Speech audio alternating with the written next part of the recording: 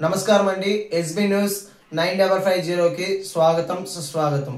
ఏ రోజు వార్త ఆ రోజు మనకు అప్డేట్ కావాలంటే ఎస్బీ న్యూస్ 9550 ఛానల్ ను మీరు సబ్స్క్రైబ్ చేసుకుంటే ప్రతి రోజు వార్త మీకు అప్డేట్ గా ఉంటుంది.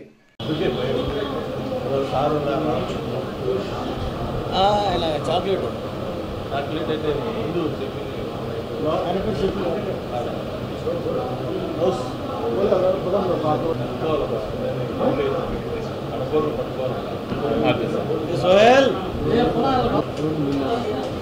जावेद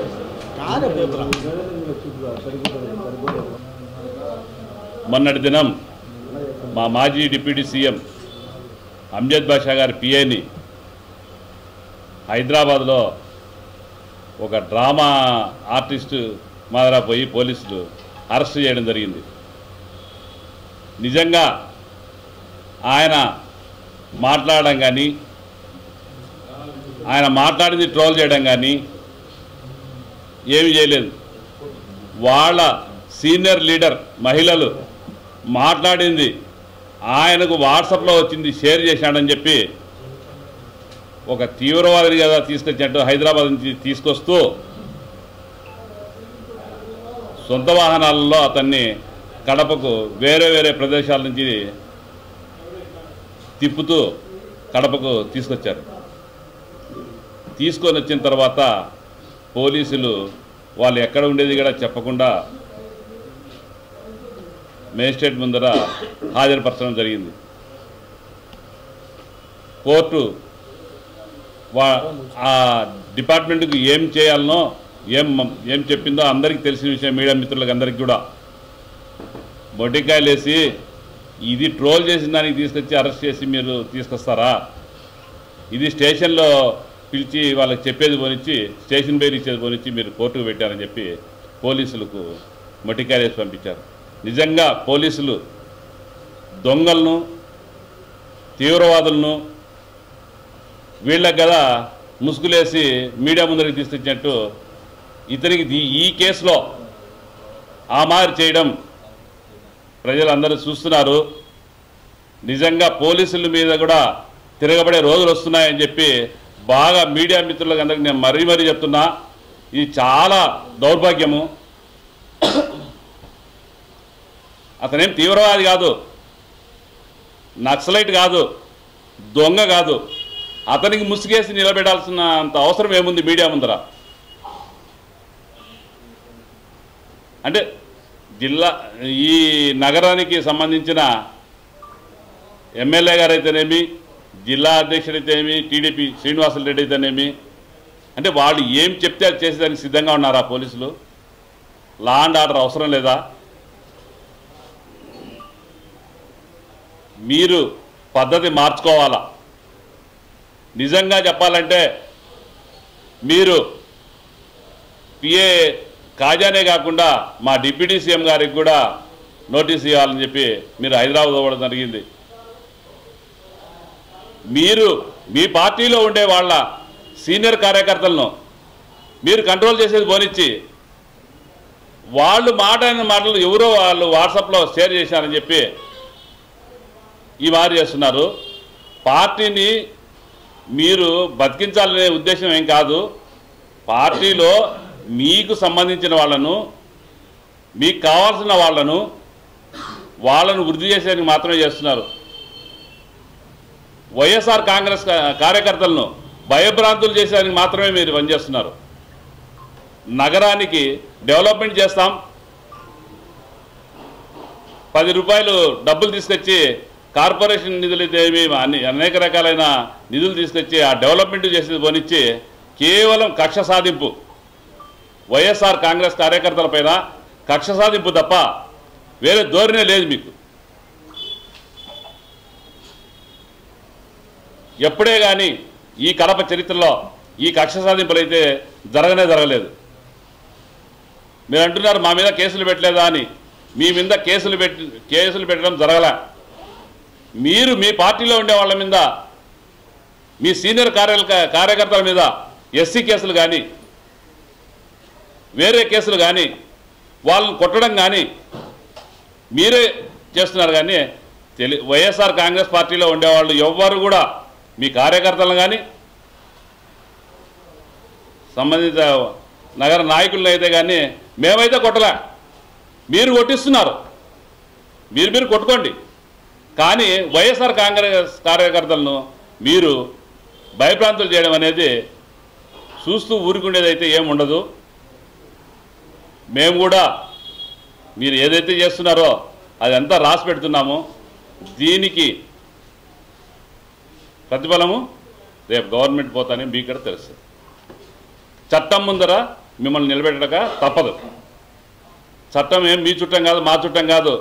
న్యాయపరంగా మీకు ఏమి శిక్ష విధించాలనో అది ఖచ్చితంగా చేయిస్తాం. రాజకీయాలలో విమర్శ ప్రతి విమర్శ అనేది ఖచ్చితంగా ఉంటుంది. అది ఆ పార్టీ సిద్ధాంతము, ఆ పార్టీ హక్కు. ఇంకొకటి ఏమంటే రాజకీయాల్లో అధికార పక్షం, ప్రతిపక్షం ఈ రెండు ఉంటాయి. అధికార పక్షం ఏదైనా చిన్న తప్పు చేసినా ప్రతిపక్ష నాయకులు దానికి ఎత్తి చూపాలి, ప్రజల్లో తీసుకుపోవాలి అనేది ఉద్దేశం. అది ఖచ్చితంగా వాళ్ళు చేస్తారు. ఏ పార్టీ అయినా, ఇటు టీడీపీ కానీ బీజేపీ కానీ ఏ పార్టీ అయినా అధికార పక్షాన్ని వాళ్ళు చేసే తప్పుల్ని ప్రజల్లో తీసుకొచ్చేందుకు ఒక వేదికగా సోషల్ మీడియా కానీ మీడియా మిత్రులు కానీ ఎంచుకుంటారు. ఇక్కడ మన రాష్ట్రంలో అన్ని రాష్ట్రాలలో డాక్టర్ అంబేద్కర్, బాబాసాహెబ్ అంబేద్కర్ రాజ్యాంగం ఇస్తే కేవలం మన రాష్ట్రంలో మాత్రం red book, Lokesh red book రాజ్యాంగం జరుగుతుంది. ముఖ్యంగా కడపలో ఇంకా ఎక్కువగా ఉన్నది.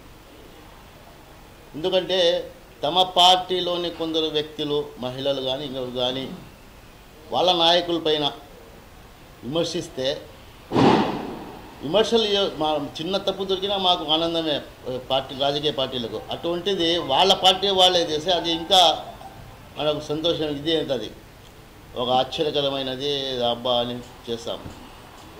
ఈరోజు రాష్ట్రం మన కడప పట్టణంలో ఫస్ట్ ఎమ్మెల్యే గారు ఎమ్మెల్యే అయితేనే కొద్ది రోజుల్లోనే ఒక వీధిలో కొట్లాడుకున్నారు.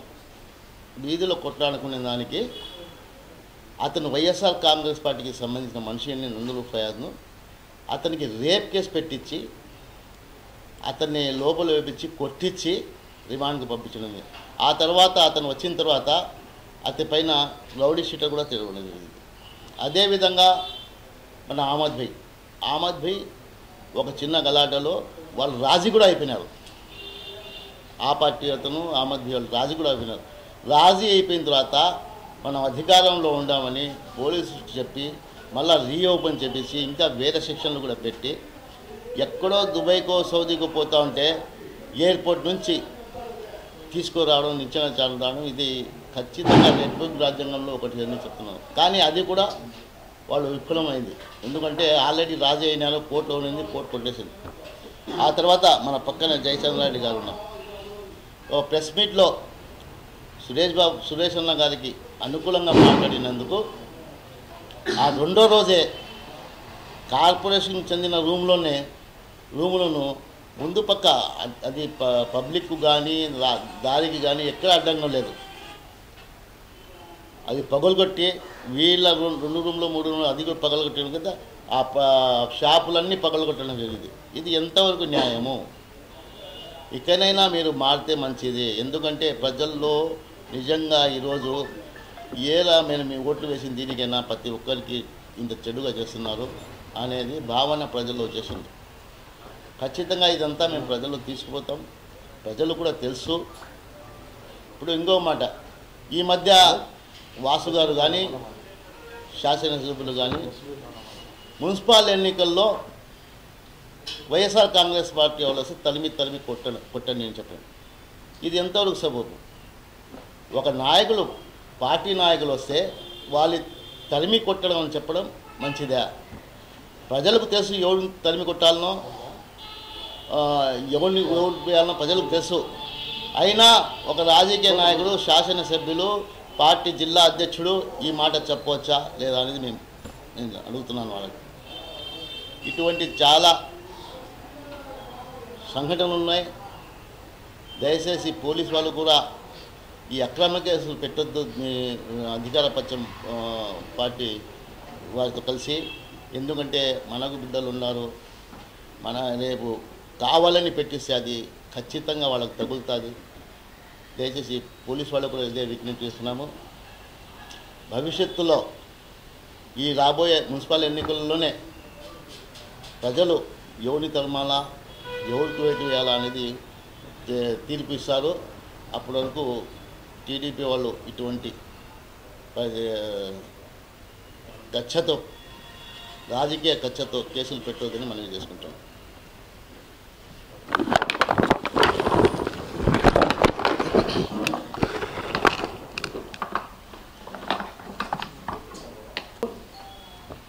మీ అందరికీ బాగా తెలుసు, 2 రోజుల నుండి ఒక హై డ్రామా, అంటే ఏదన్నా తీవ్రవాదో, ఎవరన్నా మర్డరర్సో, ఎవరన్నా అప్పులు చేసి పారిపోయినట్టునో అటువంటి వాన్ని తీసుకొచ్చే విధంగా మాజీ డిప్యూటీ సీఎం అంజద్ బాషా గారి పిఏ ఖాజాను హైదరాబాదుకు వెళ్ళి 3 కానిస్టేబుల్, ఒక ఎస్ఐ, ఒక వాహనం తీసుకొని పోయి ఆయన వాళ్ళ భార్య నిండు గర్భవతి, ఈరోజు రేపో ఆ పాప డెలివరీ అవుతుంది.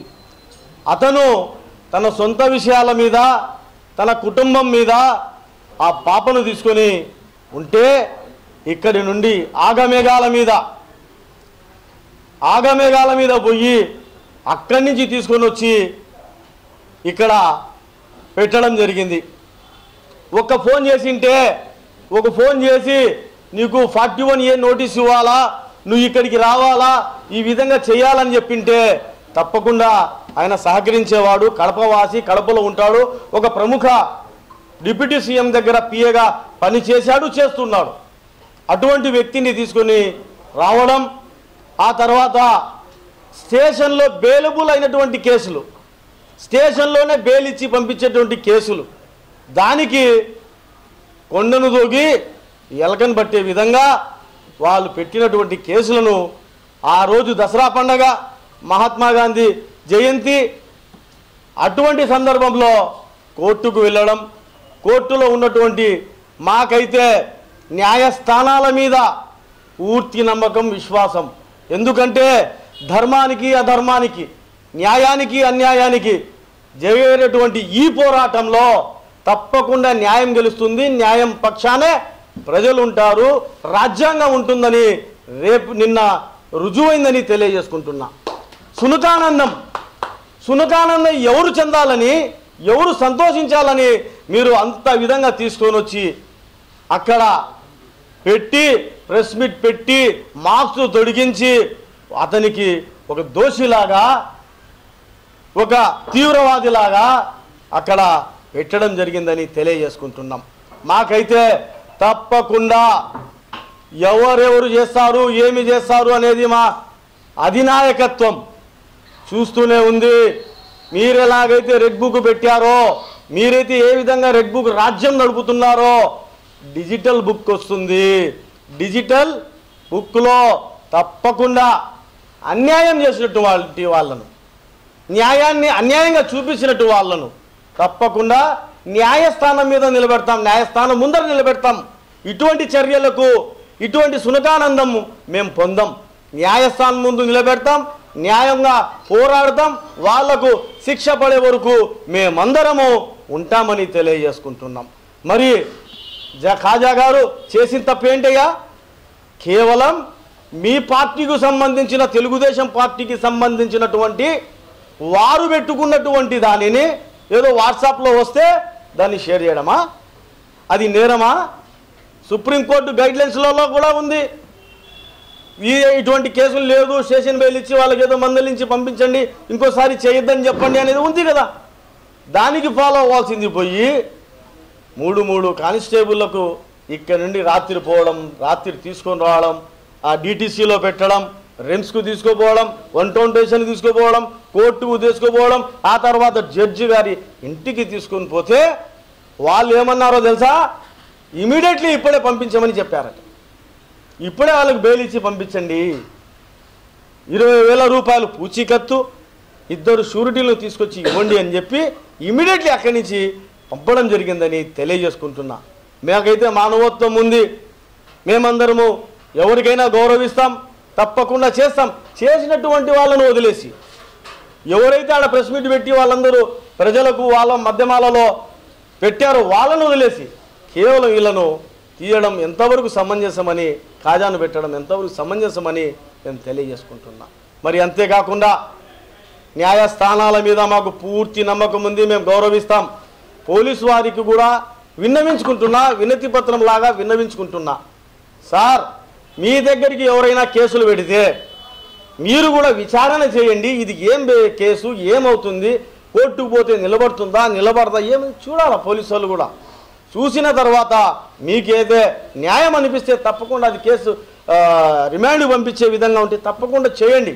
కానీ ఇటువంటి స్టేషన్ బెయిల్కు కూడా కోర్టుల చుట్టూ తిప్పించి ఎవరో ఆనందం పొందాలనే దానికి చూస్తే ఆ భగవంతుడు కూడా చూస్తూ ఊరుకోడని తెలియజేసుకుంటూ, రాబోయే కాలంలో తప్పకుండా ఇవన్నీ నోట్ చేసుకుంటారు. మా అధినాయకత్వం దీని మీద ప్రత్యేక శ్రద్ధ వహించి ఉండాలి. అందరూ వైఎస్ఆర్ కాంగ్రెస్ పార్టీ మీద పెడుతున్నటువంటి కార్యకర్తల మీద, నాయకుల మీద పెడుతున్నటువంటి అక్రమ కేసులకు తప్పకుండా న్యాయస్థానం మా వైపే న్యాయం ఉంది కాబట్టి మాకు న్యాయం జరుగుతుందని పూర్తి నమ్మకం ఉంది. ఈ పెట్టినటువంటి కేసు ఖాజా మీద ఇవి కూడా దేవుని మీద నమ్మకం, న్యాయస్థానాల మీద నమ్మకం, తప్పకుండా ఇవి కూడా కొట్టేస్తారనేది నాకు పూర్తి నమ్మకం ఉంది అని తెలియజేసుకుంటున్నా. Thank you.